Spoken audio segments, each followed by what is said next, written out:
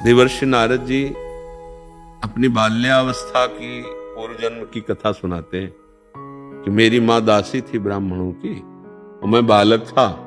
तो एक बार संत का चतुर्मासा हुआ संतों का, उसमें बहुत से संत आए उन ब्राह्मण के यहाँ, तो हमको सेवा लगा दी। तो हम उनके बर्तन मांजते, संतों के पाए हुए, और उनकी जूठन एकत्रित करके पाते, और जब वो चर्चा करते तो हम वहां बैठकर सुनते।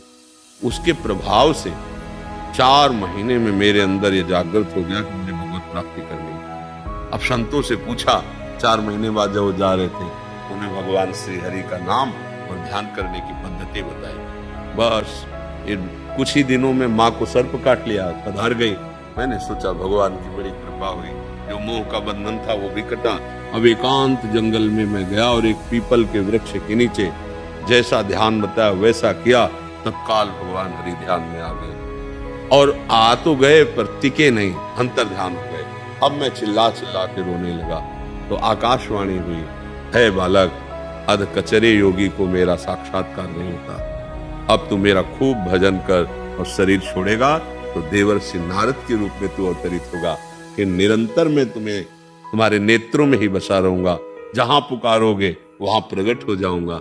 ऐसा नारद जी ने कहा।